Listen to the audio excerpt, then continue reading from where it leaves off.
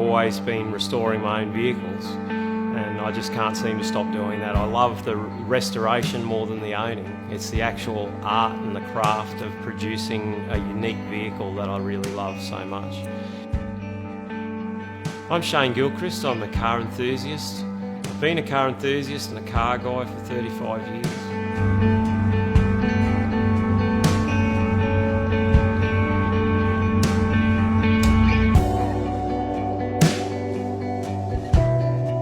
I bought my first car at 16. I got it from a wrecking yard for $500. And from that point I just continued to do up multiple cars. I didn't have much money, so we were always trying to get cars on the cheap.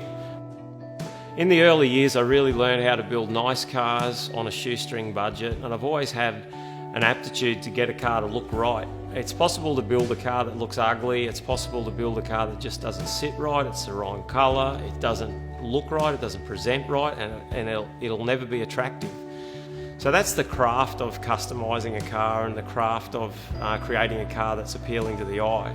And that's where my passions always come from, is the whole art form of building a unique vehicle that is the envy of someone else, or that really pushes someone else's buttons, that they really like what they see. So out of that I guess aptitude, I just continued to do that. I professionally started to build cars for people.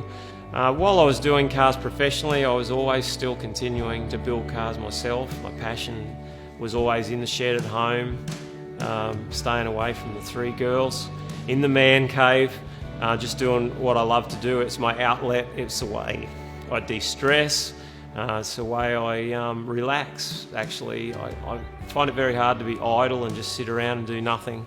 But while I'm banging some metal, welding some metal up, spraying something, sanding, I'm happy that I can see what I'm creating, and each day you can look back and see that you've achieved something.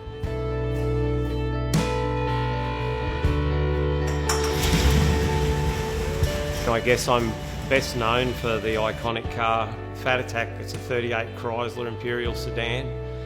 I dragged it out of a swamp when I was about 21. I got it given to me for nothing, and it was just a rusted out piece of good for nothing scrap metal basically. But because I was 20, had no money, and someone gave it to me for free, it was my first hot rod project. It was, as I say, complete basket case, so I did decide to build an absolute radical custom with it. So it was chopped 3 inches, it was channeled 3 inches, it was lowered 12 inches, the bumper bars were removed, it had concealed boot hinges on it, and numerous other custom touches that did actually lead to it winning Top Radical Custom time and time again all over the country. But it was a car that I learnt my craft on. It was the first car I ever chopped, it was the first car I ever painted in 2-pack. It was my first pre-48 vehicle that I ever completed.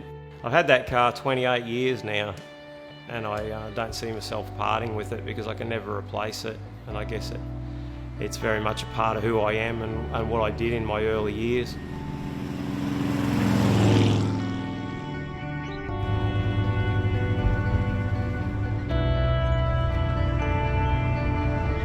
I have bought and sold a lot of classic cars over the years, and I guess it's something that, because of necessity with just growing my own collection, I've started to realise that I really enjoy it, and I think I've got an aptitude for it, and that's why I'd like to help other people by on-selling their cars on their behalf.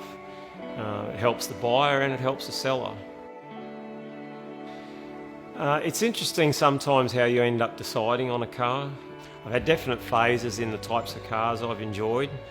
I had early on, say, the panel vanning interest, then I had some hot rodding interest, T-buckets, then I got more interested in Aussie iconic cars like the XY Falcons and the XP Falcons, and then I found myself being drawn towards American and left-hand drive cars, and then got more involved in, as I say, Thunderbirds and those bigger types of cars. I had a Falcon era, I've had a Thunderbird era. Probably in a truck era at the moment. I really like my commercials and the pickup trucks, and also really getting more and more into horsepower.